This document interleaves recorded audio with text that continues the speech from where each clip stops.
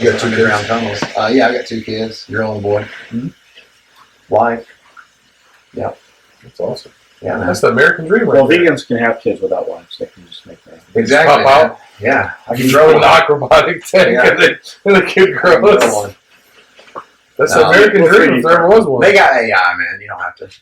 Did you see the AI robot thing where the dude was doing the facial shit and the little robot was fucking doing everything he did? That was crazy. I saw that shit today.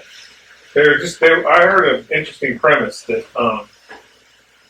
they're premising that we are going to become social again, where people are going to have to talk face to face because the technology on the internet, or because the technology is getting so good that there will be nothing that you can see on your phone that will be real. It'll just be fake. There's a pretty good one. They I thought you were going to say the technology was going to be so hard to understand that people would have to actually start talking to each other. We don't. Human beings, once AI kicks off, then we will get left in the dust like fucking. Yeah. But us humans, what we want to do is we want to take the technology to fuck with other people. So they were just talking about Joe Rogan, because he's been doing the podcast so long. He has the most recorded words anybody in the world, and so they literally take an AI robot and they have it read Joe Rogan's or listen to Joe Rogan's stuff, and then it will do text in the same manner that he speaks, and then we'll repeat it, and you cannot tell it's not Joe Rogan. So they did the same thing with his face. Remember the IBM Watson computer? Yep. When it first came out, it was the size of this fridge. It was a server, and they took it and they put it on, was it Jeopardy or something? Not Jeopardy. What was it, Jeopardy? They put it on Jeopardy. Now the Watson computer is the size of that cutting board. We can buy some NASA computers that they actually use. Like the old school ones? Yeah. They're in a basement in Chicago right now. They're as big as this, but they're the actual ones from the control center. Man, that would be cool. It's got a tenth of the power that this has. Well, we found the telemetry. They were in that dude's basement. I wonder if the tapes and shit. That'd be kind of cool just to see what that thing. I mean, it'd be like you turn all that shit on, the power would drain in here, and then the thing would come out. It'd be like 2. Right, 2. Warm it up. That's what I'm saying. It probably has a tenth of the power that this has. It's got less than a 10. Yeah. Yeah. 2. That's awesome. Can we put IVC touch right here? Absolutely. Let's go take a look. What do we have to do? They said that I want to say the first orbit, when the first orbit was supposed to go. The first orbit was What do you mean from 0 to 100? So let me repeat my question. So the original pricing, because we're on video, right? The original question, that's Tad coming in, building a building, setting all the heating and cooling situation. But I'm saying, I re-asked them outside, like in my garage, if I want to do something small, like I want to grow lettuce in my house. Yeah. So, like, I could get a small kiddie pool, for lack of a better term, or something that could hold a decent amount. Is depth important? Oh, yeah. Well, I mean, to a certain degree. You know, selection of the crop. You know, you've got several types. You got deep water culture, where you have a trough with water, and your leafy greens, anything that's not got a big root system on it, like tomatoes or peppers. They're not going to grow as well in that type of system because they're going to weigh it down the raft. So you'd have to have media bed, which is a type of rock, lava rock, hydrogen, Spanish clay shale. But I mean, if you wanted to do a little garage, I mean, you're looking at a mini split, a couple grand. Your troughs, you're not looking but $1,000 or something. So I mean, honestly, probably about $5,000. You could get something going. You just got to worry about humidity, and you got to worry about controlling the temperature. Ductless mini splits work well for that because what is a ductless mini split? It's a unit that has a variable capacity modulating compressor, outdoor fan, and an inverter board. What it does is it goes from 0 to 100 and modulates right on the temperature you need, but it's able to dehumidify below 80%. So a regular unit works at 100%, whether it pulls 13 or 22 amps. It comes on at 100%, pulls those amps, and then it shuts right back off. This unit will do some dehumidification in the process of heating and cooling. You know, with the minis, you don't have to have those big, huge units we have in the back. Yeah, they're ductless, so you don't have any duct work. It just blows. So it would sit right next to the door. It's a very small footprint inside. Yeah, they come on the floor. And I'd change out my garage door to something a little bit better that's sealed a little bit better because humidity is going to be. Yeah, you're not going to seal it. or foam it. Mm-hmm. Yeah, spray foam is the way to go. So with my $5,000 setup roughly. Yeah. What would be realistic expectation of what I could pull from it, and how often I could ingest whatever I can grow. Like what would, like I'm not growing corn in there. That's kind of ridiculous. I would think, you know what I mean? Like tomatoes, lettuce. Like what would you can grow banana trees in aquaponics if it's media bed. right? You can grow anything, but realistically, I mean, depending on your selection of your crop, I mean, you can turn over something within a couple weeks. You just turn it right back over and let it grow again. You can cut and come again. So I mean, you got some herbs. You just Yep. go back out there. As long as you're not an idiot, you didn't cut the top of it off. You know, the terminal bud, then it'll just keep growing. Unless it's hemp, you cut the terminal bud, and it just takes the auxins, the hormones go down in the lower leaves, and it branches out. So, and that would sustain 2 people. oh man, yeah. Oh yeah, if you were That's what I'm saying. Like just for me. And, definitely. We can do one IBC tote. Definitely 2 people. 5 gallons. Yeah. And have more than enough lettuce than we can use for everybody. I had 1,100 lettuce head in 900 square foot, and it was an 11 by 24 foot pool, And which you were is making 250 square foot. And you could still, and you weren't making enough. Like if you'd have made more, you could have sold more. Oh well, see, I never ran it to where I was taking all 1,100 and selling them every single. So you week. had staged. I just did it for fun for about 6 months, and I traveled to Jackson and to 10 small businesses and supermarkets and sold it just to have fun and to do videos and get the experience I needed. Just like hemp right now, everybody thinks I'm a professional hemp So farmer. what do I you have no idea. I mean, like You just I can just do it better than everybody. Like aquaponics, a hemp grows. The root system grows 1 foot in 1 week. 4 weeks, 4 foot long root system. If you got a big enough trough. Wouldn't it be good? Could you use hemp like you use daikon radish? Because we could plant it in the ground to break up the clay and burrow the soil, Oh yeah, and then cut it in place, and we'll use it to just make soil with. absolutely. Yeah, man. You have to. To clean the soil, fight over But what John's saying there, do we have to have a permit to grow hemp here now? Yeah, you do. You have to have, and there's 3 levels of the permit, and the fee only goes up to $350 for 20 or more acres, but it goes from 5 acres to 5 to 10 to 20 or more. And it's easy, man. Application, you fill it out, email it to TDA, and they'll send you back probably within a month. I don't want to harvest it. I want to kill it. And Good, put it yeah, back that's in the what I soil. I want to use it for That's soil. what I was getting at. Yeah. You want to do it just We can do for, daikon radish. I mean, there's a ton of shit But- we can do. my thought is, could you okay. just So do that? how does what's the difference? I know the difference between hemp and marijuana. Obviously, the THC content. Absolutely. How do you And the fibrous.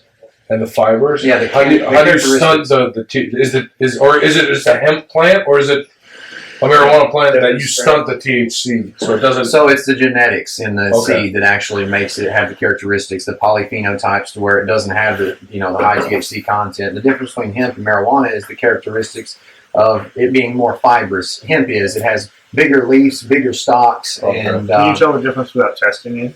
yeah, by looking at the So, characteristics. but a normal street cop can't. That's what. Oh no, he can't. He uses a NIC chemical test, and they can't tell at all. What's the But if an inspector came out, he would know this is hemp and this is weed. Guaranteed.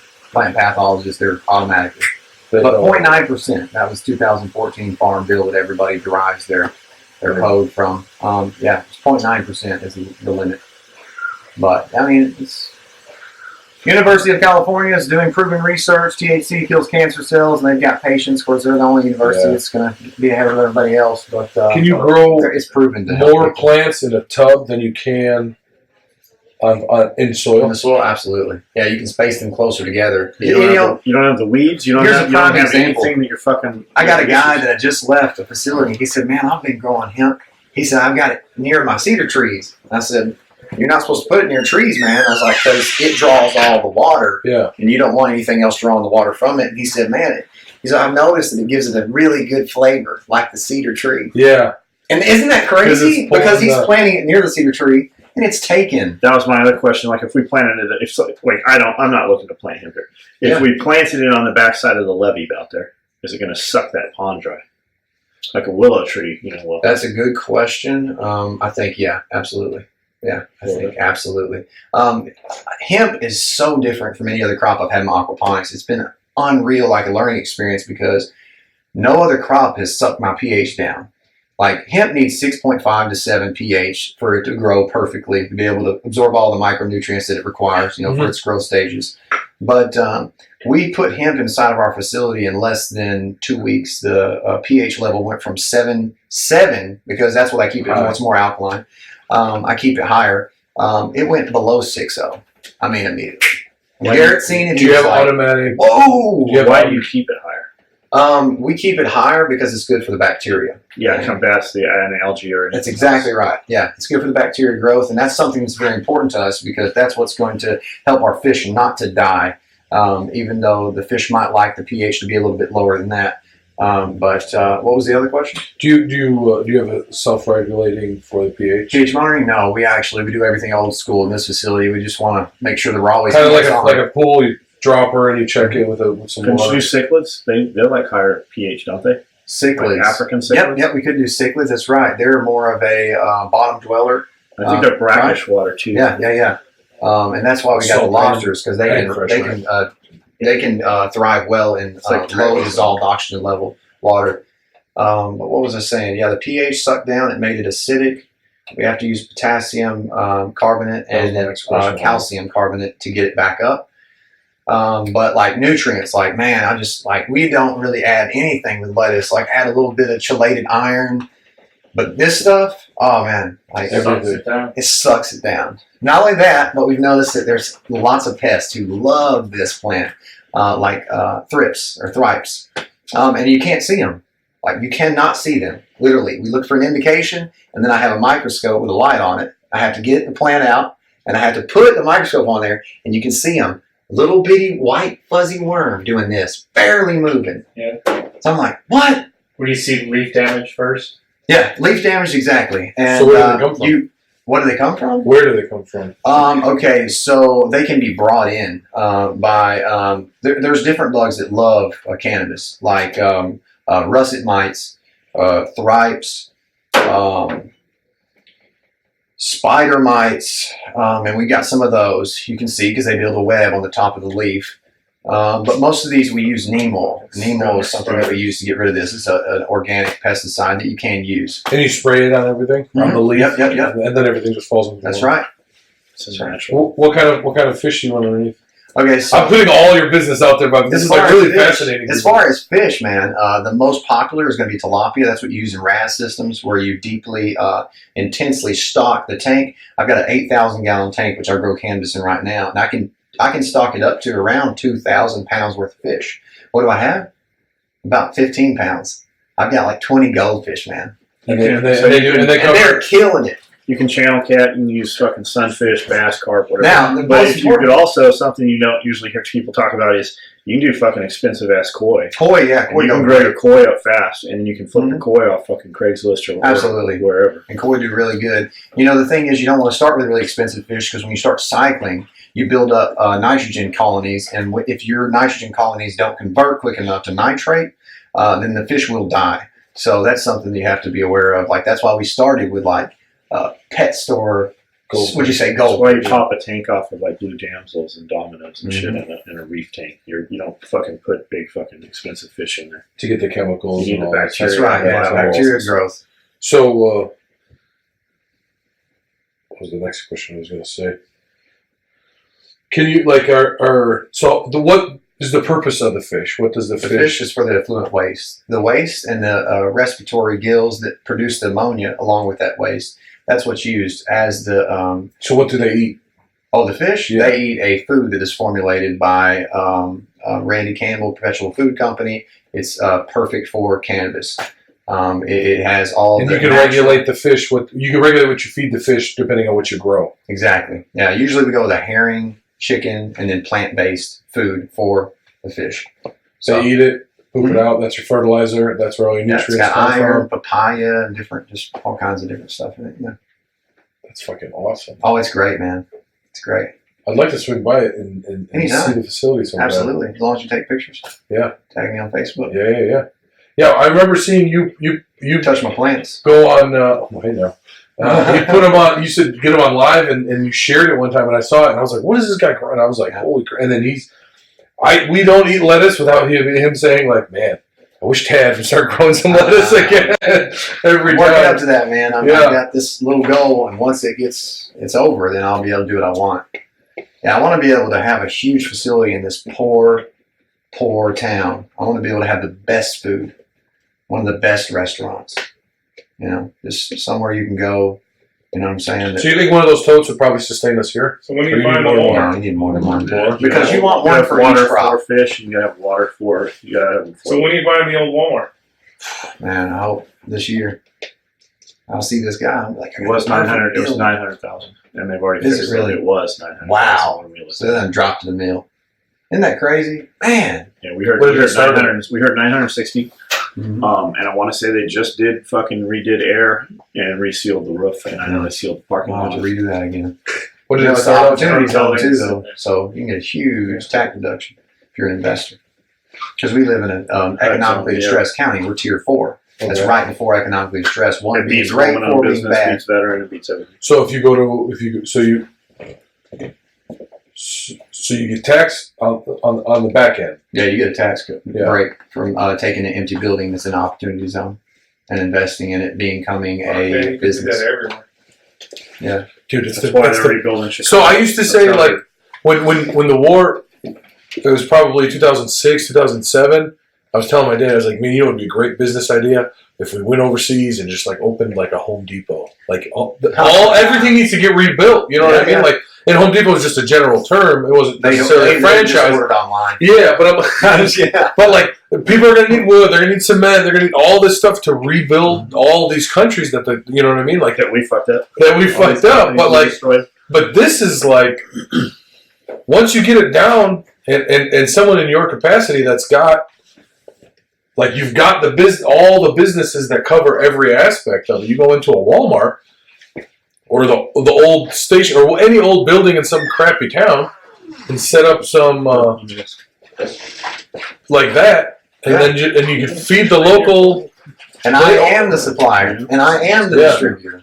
You know, I am the manufacturer. You know, so Yeah. That's what I'm saying. You've got every aspect and that's covered what I hate. of the most of I the hate having the a distributor. world's, because I always said if you come down like Home Depot, like you need to buy wood to rebuild a house or something like that, like you have the market in the world's most basic need, and that's food, and it's good quality. I mean, you can sell it like you said to the rich guy for $5. You can sell it to the guy that can't afford $5, and they're getting the same quality. You're That's right, man. equalizing the market. That's pretty badass. I love it, man. All started when I was growing a garden. I'm planting Well, trees go. for the next thing they burn down in France when they need some really big beams. We'll just have them ready. Ship them over there.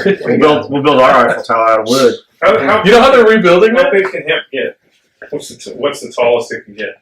I had a guy call me yesterday, and he had a 12-foot plant in his, and he said he's raised his lights all the way to the ceiling. He said the strain was called Super CBD, and he was calling me to try to figure out about auto flowering and creating another strain out of, taking this heavy grower and then, coupling it with something that had a heavy bud producing. Because there's no bud. He called me and said, hey, man, have you heard of Super CBD? And I was like, no. And he's like, there's no flower on this plant. He's like, it grows fast and it grows tall, but as far as how high, dude, I bet you 20 foot tall. I was just gonna say 20 foot tall. Old And the reason I say that- yeah. 20 feet tall. The reason I say that is because at the hemp information meetings with these doctors and these plant pathologists, State of Tennessee University, they were telling us that they had 7 pounds per plant in different areas. Holy shit! Like Nebraska, like Canada, and different places that they mentioned. 7 Now- pounds of harvest off a plant, 7 pounds per and plant. the plant is still existent and still growing. Yes. Absolutely. 7 pounds. So, I mean, I'm talking about having a 3 pound plant. I've got 1,000 per acre, and I've got 13,000 plants. I'm talking about having 3 pounds per plant. I think that's great. But it's all because it's Is spacing. there a limit per acre per plant you can have? No, there's not. Although there It's is just- a spacing that is required for the plant to be able to reach that type of canopy, And, we want 4 foot at least spacing.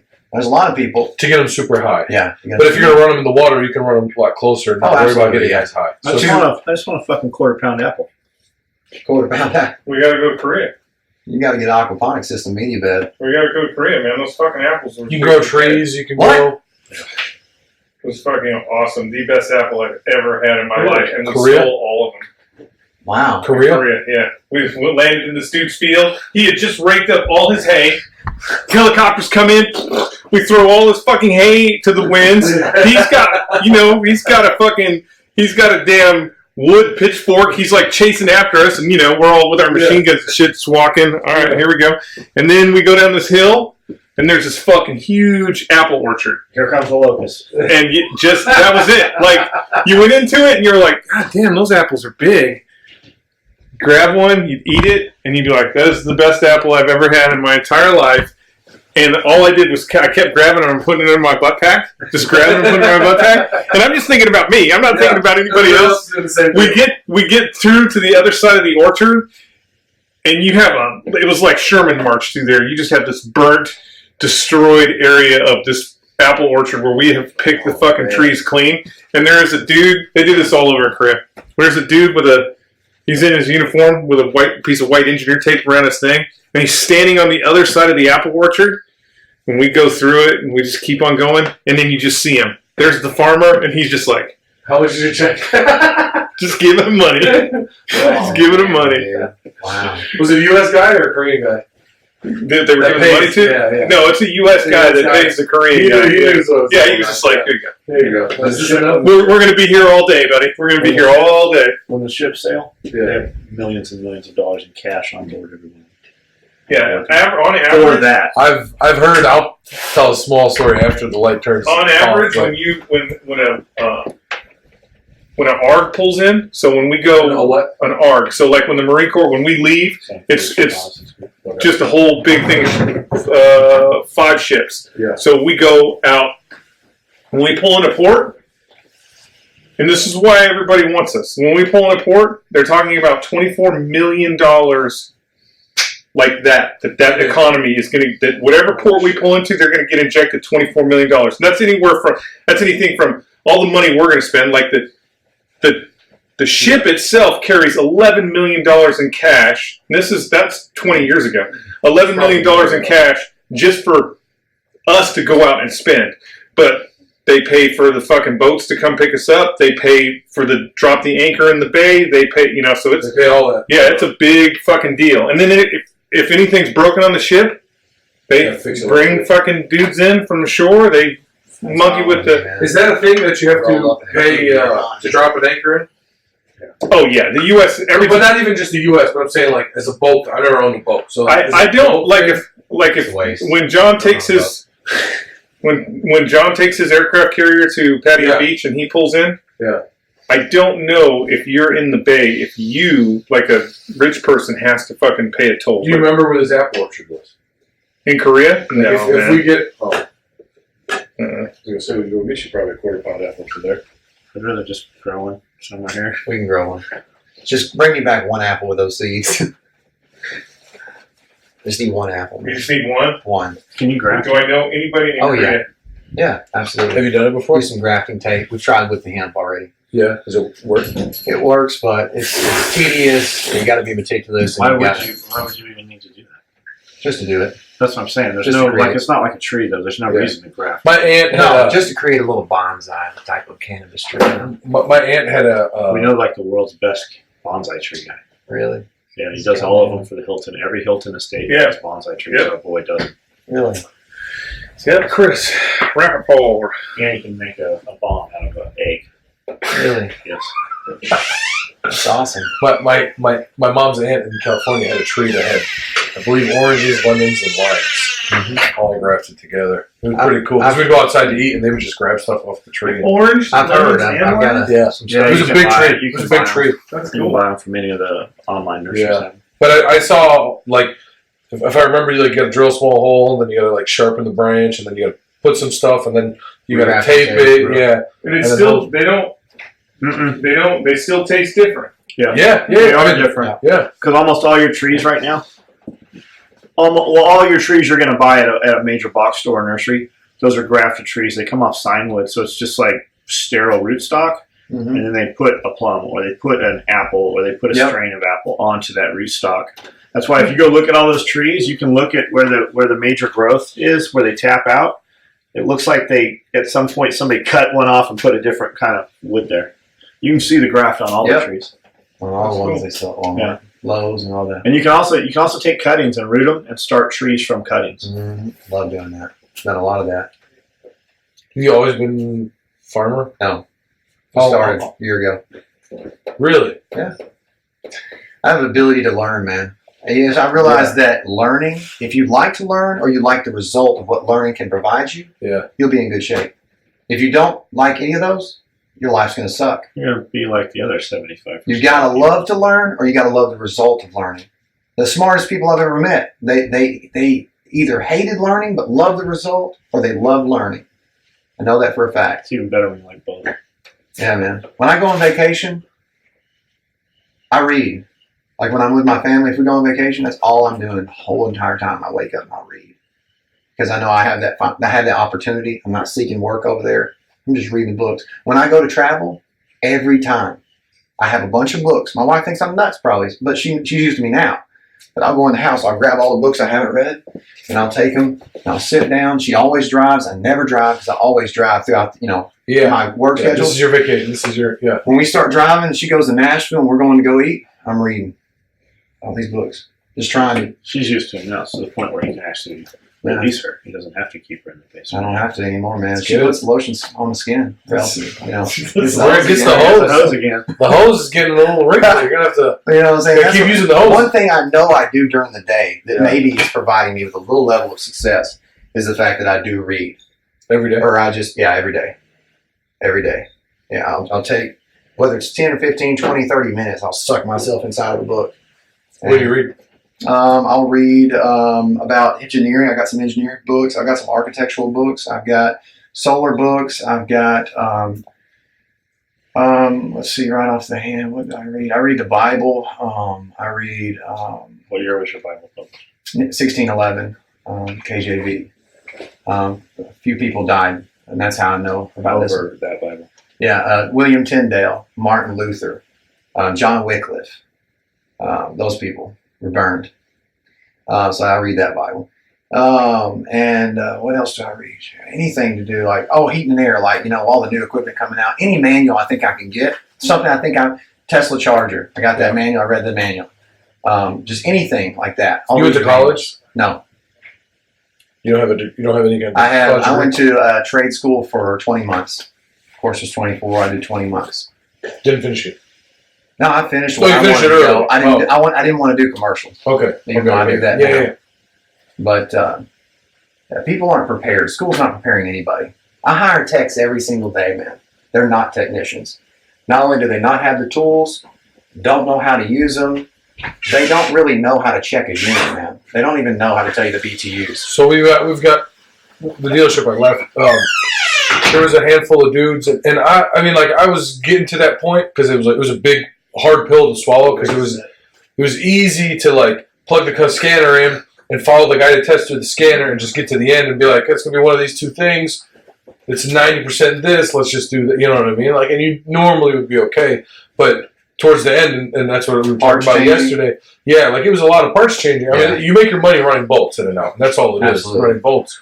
But now it's been to my meters started becoming one of my dirtiest tools. My hands, because you'd have to tear stuff apart, and then you'd have to get in there and you'd have to test. And I went to a class that really changed how I looked at stuff. It was a diagnostic class, and it was you get an hour to diagnose a car. An average car should take no more than 90% of cars should take no more than an hour to figure out what's going on.